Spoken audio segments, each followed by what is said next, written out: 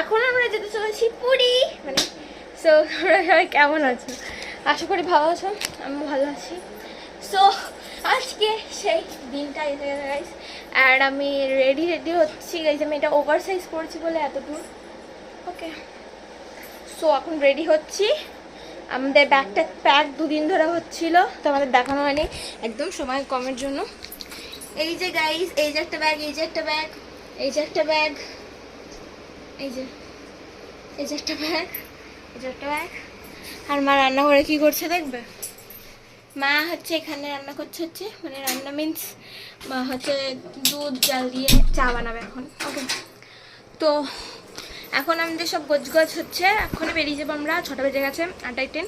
চলো গাইস, বেশি বকবক না করে ব্লগটা দেখতে থাকো। খুব ভালো ব্লগ আসবে একদিন, এডিটও করে তাড়াতাড়ি ছেড়ে দেবো। ওকে, বাই। তো গাইস অলমোস্ট আমরা রেডি হয়ে গেছি। ওকে, অলমোস্ট মানে হয়ে গেছি রেডি পুরো। সো দেখবে আমার মাকে, মা দেখো, এই যে আমার মা। ওইখানে এখনো চাটা হয়নি, চা ফুটছে। অ্যান্ড ওইদিকে আমি ফুল রেডি। এই যে আমার ফুল আউটফিট, সবই নতুন, কিন্তু টপ থেকে প্যান্ট, জুতো সব। আর এই জুতোটা সেই নিউ মার্কেট থেকে পড়েছিলাম। নেল পলিশটা পুরো চকচক করছে, বাট নর্মাল, আমার পা এত কালো না গাইস। এই যে ব্যাগ, ও বাবা গো, এর উপর বসেছিলাম। সব রেডি, দেন এবার বেরোনোর পালা আমাদের, তাই তো চলে গেছে। অ্যান্ড গাইস দেখো, আমি এখন নেল পলিশ পরিনি, আমার দিদি নেল পলিশ আনবে, তারপর পরবো। আর এই ব্রেসলেটটা পরেছি, ব্যাস আই এম রেডি। চলো গাইস যাওয়া যাক, বুক টুক করে নিই, তারপর তোমাদের সাথে কথা বলবো। বাই। তো গাইস আমরা কোনো জায়গায় যাবো, আর সেই টাইমে ক্যাবটা ক্যান্সেল হবে না, এটা তো কোনো দিন হতেই পারে না। তো আজকেও আমাদের সঙ্গে সেম ঘটনা হয়েছিল। যাই হোক, আগেই বলে দিই, আমরা ক্যাব বুক করে এখন চলে যাচ্ছি কিন্তু শিয়ালদা স্টেশনে। আমাদের ট্রেন কিন্তু শিয়ালদা থেকেই ছিল। তো বাইরে বৃষ্টি পড়ছিল প্রচুর, আর আমাদের ক্যাবও ক্যান্সেল হয়ে যায় একটা। তো তার জন্যে বাবা আর একটা আঙ্কেল মিলে ট্রেনে করে উল্টোডাঙা থেকে শিয়ালদা আসে। দেন আমরা শিয়ালদা নেমে যাই। কী সুন্দর একটা লুক ছিল গাইস। আমার একটা শিয়ালদা থেকে প্রথমবার ট্রেন ধরা, কিন্তু আমি এর আগে অনেকবার হাওড়া থেকে ট্রেন ধরে অনেক বাইরে গেছি। যাই হোক, তো চলো গাইস, এখন ট্রলিগুলোকে নামিয়ে আমরা শিয়ালদা স্টেশনে গিয়ে ট্রেন খুঁজি, বিকজ আমাদের ট্রেন স্টেশনে ঢুকে গেছে। তো গাইস এই দেখো, আমরা এখন ট্রেনে উঠে গেছি। অ্যান্ড আমরা অনেকটা টাইম ট্রেনে 50 মিনিট কাটিয়ে দিয়েছি, কিছু ওরা বুঝতে পারিনি। ঠিক আছে, এই যে এইটা একটা কামরা, তোমাদের আমি সব ডিটেলে দেখাচ্ছি 1 সেকেন্ড।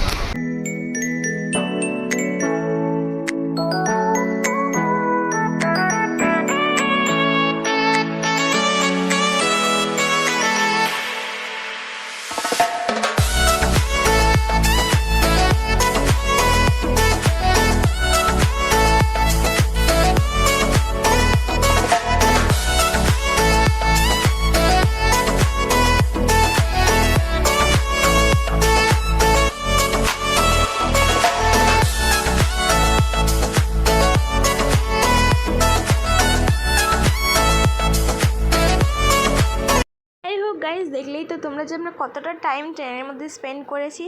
এখন অনেকটা টাইম স্পেন্ড করার পর সবাই একটু চা খাবে, তো দ্যাটস ওয়াই চাটা নিয়ে চলে এসছে আমার মা এদিকে। আর আমরা কিন্তু বাড়ি থেকেই চা বানিয়ে নিয়েছিলাম।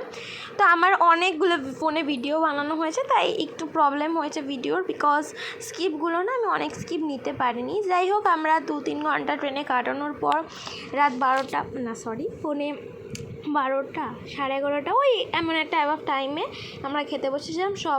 সবাই ঘুমিয়ে পড়েছিল, আমরাই শুধু বাকি ছিলাম। তো আমরা বাড়ি থেকেই খাবার পানি নিয়ে গেছিলাম, লুচি, মাংস, এইসব। তো আমার দিদিকে খাওয়ার সময় ভিডিও বানাচ্ছিলাম বলে তো ওরকম রিয়াকশান দিয়েছে, হোয়াট এভার গাইজ। তো চলো আমরা এখন খাবার খেয়ে নিই। সো এখন আমাদেরকে খাবার ডিস্ট্রিবিউট করা যাবে। অ্যান্ড বিশ্বাস করো গাইজ, আমি পুরী গিয়ে যে কটা ব্লগ বানিয়েছি তোমাদের এখনই বলে দিচ্ছি, অনেক স্কিপ কিন্তু আমার নেওয়া হয়নি। যাই হোক, তো আমি অনেক দিন আগেই পুরী থেকে ঘুরে এসেছি। তো এখন আমাদের খেয়ে দিয়ে কিছুটা টাইম রেস্ট করার পর আমাদের ট্রেন ঢোকার কথা ছিল 4টের সময়, কিন্তু দেখা যাক কটায় ঢোকে। তোমাদের সঙ্গে খেয়ে দিয়ে রেস্ট করে আবার সকালে ভোরবেলায় দেখা যাচ্ছে। ওকে, তো বাই, চলো good night. Good morning guys. তো তোমরা সবাই উঠে পড়ো তাড়াতাড়ি, নাও সকাল হয়ে গেছে। আর এখন কটা বাজে জানো? 4:47। একটু পরে দেখাচ্ছি, তার আগে তোমরা শুনে নাও। এখন আমরা 4:47-এ ঘুম থেকে উঠে বসে রয়েছি, বিকজ আমাদের ওই 5:30 নাগাদ স্টেশনে ট্রেন ঢুকে যাবে। অ্যান্ড বাইরেটা এতটা সুন্দর লাগছিল না, সবাই দেখছিলো বাইরেটা। আর মানে আমাদের এই কজন ছাড়া ট্রেনের সবাই ঘুমোচ্ছিল, ঠিক আছে। কিছুজন উঠেছিল আর আমাদের ব্যাচে যারা ছিল তারা কিন্তু সবাই ঘুমাচ্ছিল, ঠিক আছে। আমরাই শুধু উঠে ফ্রেশ হয়ে দাঁত মেজে সব গুছিয়ে বসেছিলাম। আর এদিকে ফোন চার্জ হচ্ছিলো, দেখতেই পাচ্ছ। তো আমি যেহেতু তখন বলছিলাম যে 4:47 বাজে, তাই ওরকমভাবে ভাস্করদা আমার দিকে তাকাচ্ছিলো। যাই হোক, তো চলো গাইস, আমাদের স্টেশন খুব শীঘ্রই চলে আসবে। স্টেশন চলে আসছে গাইস, এখন আমরা নামবো। দেখতেই পাচ্ছ পিছনে একটু জানলার ফাঁক দিয়ে দেখা যাচ্ছে স্টেশনে ঢুকছে। তো তোমরা শুনে না, আমাদের কিন্তু কোনো হোটেল বুক করা নেই, ওকে। তো দাঁড়াও, আগে আমরা ট্রেন থেকে নেমে নিই। তো গাইস, ট্রেন থেকে নেমে দুটো ফটো তোলার ছিল, বিকজ আমরা হাওড়া স্টেশনে এসে আমি আর আমার দিদি ফটো বেশি তুলতে পারিনি। তো এখানে এসে দুটো ফটো তুলে নিয়েছিলাম, একটা ভিডিও করে নিয়েছিলাম। তো এখন আমরা সবাই এখানে সমুদ্রের পাড়ে এসে দাঁড়িয়ে রয়েছি। আর ওদিকে ভাস্কর দাদা আর আমার বাবা খুঁজতে গেছে হোটেল লোকে। আমার কাছে কোনো স্কিপ নেওয়া ছিল না, এগুলো সব আমার মা নিয়েছিল আস্তে আস্তে, তাই আমি মার কাছ থেকে কিছু ক্লিপ নিয়ে নিয়েছি এখান থেকে, ওকে। তো এখানে সবাই ব্যাগপত্র নিয়ে দাঁড়িয়ে রয়েছে। আর এখানে আমি এসআরকের পোজ দিচ্ছিলাম, দেখতেই পাচ্ছ। অ্যান্ড এখানে এটা মানাচ্ছে না, যাই হোক। তো এখানে সবাই দাঁড়িয়ে রয়েছে। আর এখানে একটু চাটা খাওয়া হয়েছে। তো খুব শীঘ্রই এখন আমরা হোটেলে চলে যাব। অ্যান্ড বিশ্বাস করো, আমরা এখানে ভেবেছিলাম বিশাল বৃষ্টি হবে, কিন্তু একটুকু বৃষ্টি নেই এখানে, ঠিক আছে। একটুকু বৃষ্টি নেই, টাটকা রোদ উঠেছে এখানে। আমরা সবাই বৃষ্টির জন্য কত জামা কাপড় এনেছি, মানে এক্সট্রা করে। তো এখানে বৃষ্টির কোনো সিনই নেই। তো এখানে দাঁড়িয়ে আমরা ভেবে নিয়েছিলাম যে আজকেই স্নান করতে আসবো, বিকজ আমরা তখন ওখানে দাঁড়িয়েছিলাম 6টার সময়। অ্যান্ড এখানে দেখছি ভোর 6টার সময় সবাই স্নান করতে চলে এসেছে গাইস।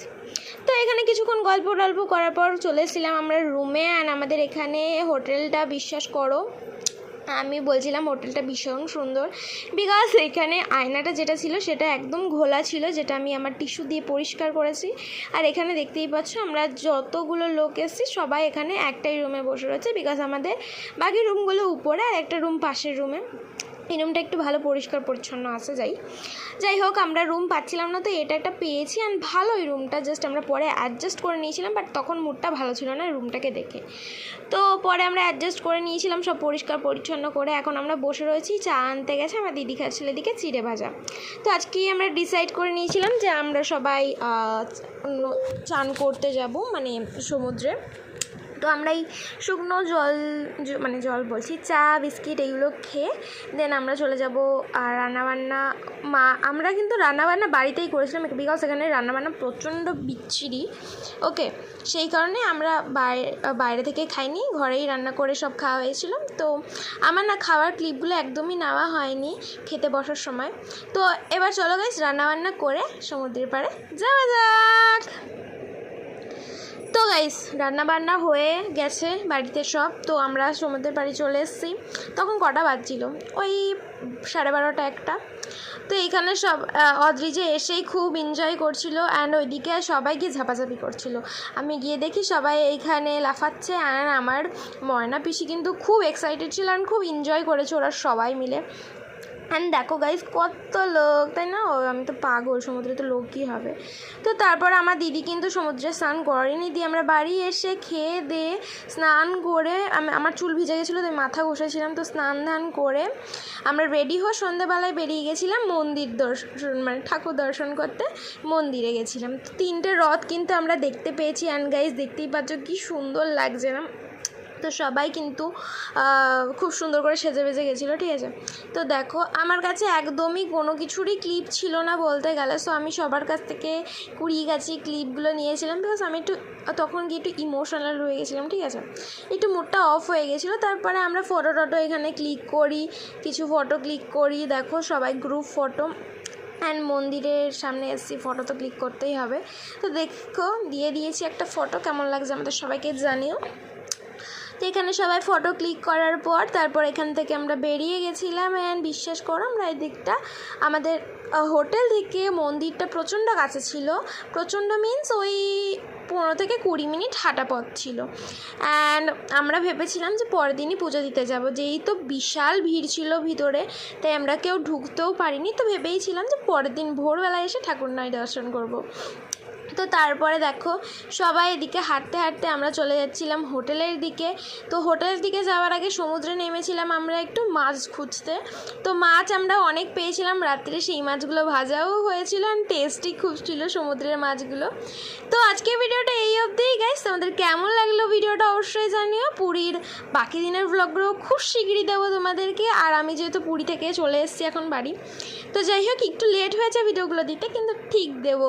অ্যান্ড খুব স্পেশাল কিন্তু ভিডিওগুলো। তো দেখতেই পাচ্ছ সমুদ্রের ঢেউগুলো। আমার বাবা যেহেতু ভিডিও করেছে, তো তাই বেশি ঢেউ বোঝা যাচ্ছিলো না, বিকজ একদম লাইট ছিল না। তো যাই হোক গাইস, টাটা।